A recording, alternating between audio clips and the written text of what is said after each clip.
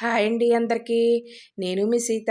ఎలా ఉన్నారండి అందరూ? బాగున్నారు కదా? నేనైతే చాలా బాగున్నానండి. మీరు కూడా బాగుండాలని మనస్ఫూర్తిగా కోరుకుంటున్నాను. ఫస్ట్ టైం నా వీడియో చూస్తుంటే ప్లీజ్ సబ్స్క్రైబ్. ఈరోజు రెసిపీ వచ్చేసి బ్రెడ్ రోల్స్ అండి. మన చిన్నపిల్లలు మన చిన్నపిల్లలు స్నాక్స్ అడుగుతూ ఉంటారు కదా! ఈవినింగ్ టైంలో వాళ్ళ స్కూల్ నుంచి రాగానే మనం ఇలా చేసి పెట్టండి. చాలా ఇష్టంగా తింటారండి ఈ బ్రెడ్ రోల్స్‌ని. చాలా టేస్టీగా కూడా ఉంటాయి. ఇలా 2 తిన్నారంటే వాళ్ళ కడుపంతా ఫుల్ అయిపోద్దండి. అంత బాగుంటుందండి ఇది.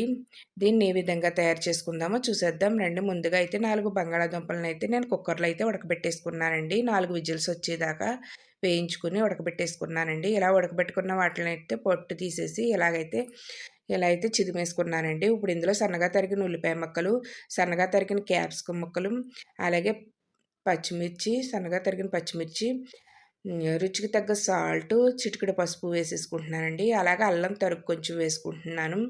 అలాగే ఒక స్పూను ధనియాల పొడి, ఒక స్పూన్ చికెన్ మసాలా, ఒక స్పూను గ గరం మసాలా, ఒక అర టీ స్పూన్ జీలకర్ర పొడి, సన్నగా తరిగిన కరివేపాకు, సన్నగా తరిగిన కొత్తిమీర వేసేసుకుని బాగా కలిపేసుకుంటున్నానండి. ఇలా మొత్తం అంతా కలిపేసుకోవాలి. ఇలా కలిపేసుకున్న వాటిల్లో అయితే ఒక అర టీ స్పూన్ అయితే కారం వేసుకోండి. కారం వేసుకొని ఇది కూడా బాగా కలిపేసుకోవాలండి. ఇలా కలిపేసుకున్న వాటినైతే పక్కన పెట్టేసుకుందాం. ఇప్పుడైతే బ్రెడ్ ముక్కలనైతే తీసుకుందామండి. ఇలా తీసుకొని మనం సైడ్‌లో అంచులైతే కట్ చేసుకుందాం. ఇలా కట్ చేసుకొని ఇలా అయితే కట్ చేసుకోవాలండి మొత్తం అన్నీ కూడా. ఈ విధంగా కట్ చేసుకొని పక్కన పెట్టుకుందామండి. ఇలా అయితే కట్ చేసుకొని పక్కన పెట్టుకుందాం. చూసారు కదా! ఈ విధంగా కట్ చేసుకోవాలండి. అంచులన్నీ తీసేసుకోవాలి. ఇప్పుడు ఒక ప్లేట్‌లో వాటర్ అయితే వేసుకుందామండి. వాటర్ వేసుకొని ఇప్పుడు ఈ బ్రెడ్ ముక్కలనైతే ఇందులో అటు ఇటు ముంచుద్దామండి. ఇలాగా బ్రెడ్‌నైతే ఇలా నీటిలో ముంచుతాం. ఎగస్ట్రా ఉన్న వాటర్‌నైతే ఈ విధంగా అయితే పిండేసుకుందామండి. మనం కలిపి పెట్టుకున్నాం కదా! బంగాళాదుంప అది ఆహ్, అదైతే బ్రెడ్ మయంగా పెట్టేసి ఇలా వ బా ఇలా రోల్స్ కింద అయితే చేసేసుకుందామండి.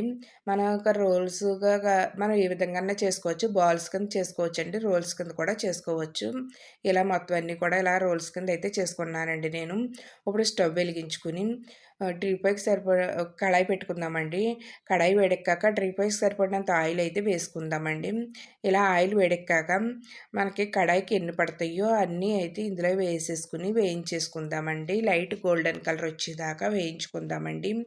చూసారు కదా! ఈ విధంగా అయితే వేయించుకోవాలండి. మనం ముందే కలిపేయకూడదండి. విరిగిపోతాయి. కొంచెం అటు ఇటు కాలిన తర్వాత అయితే తిరగేసుకోవాలండి. ఇలా అయితే ఒక ప్లేట్ తీసుకుని ప్లేట్లోకి అయితే తీసుకుంటున్నానండి. ఈ కలర్ వస్తే సరిపోతుందండి. చూసారు కదా! ఈ విధంగా అయితే ఇలా అయితే మొత్తం అన్నీ కూడా వేపేసుకోవాలండి. ఇలా వేపేసుకున్న వాటినైతే ఒక ప్లేట్ తీసుకుని ప్లేట్‌లో అయితే పెట్టేసుకుందామండి. ఇలా ప్లేట్‌లో అయితే పెట్టేసుకుందాం. ఇలా ప్లేట్‌లో పెట్టేసుకుని దీన్నైతే మనం టమాటా సాస్‌తో తింటే చాలా బావుంటాయండి. టమాటా సాస్ వేసుకొని తింటే పిల్లలు ఎంతగానో ఇష్టపడే ఈ బ్రెడ్ రోల్స్‌నైతే చేసి పెట్టండి. చాలా ఇష్టంగా తింటారండి. ఈవినింగ్ స్నాక్స్ కింద చేసి పెట్టండి. టమాటా సాస్‌తో పెట్టండి. చాలా బావుంటదండి. పిల్లలు, పెద్దలు కూడా చాలా ఇష్టంగా తింటారు. పిల్లలకైతే ఒక బ ఒక రోల్స్ తింట్లోకైతే మా కడుపంతా ఫుల్ అయిపోద్దండి. అంత బాగుంటుంది. ఆహ్, ఈ ఎంత బాగుంటుందండి. చూసారు కదా! ఎంతగానో ఇష్టపడే పిల్లల స్నాక్స్ అండి ఇది. చాలా టేస్టీగా అయితే ఉంటదండి. చాలా సింపుల్‌గా కూడా చేసుకోవచ్చు. నా వీడియో నచ్చితే మీ ఫ్రెండ్స్‌కి, రిలేటివ్స్‌కి షేర్ చేయండి. వీడియో చూసి లైక్ చేయండి. ఈ రెసిపీని ట్రై చేసి నాకైతే కామెంట్‌లో చెప్పండి. మీకైతే ఏ విధంగా వచ్చిందో. బాయ్ అండి. నెక్స్ట్ వీడియోలో కలుసుకుందాం.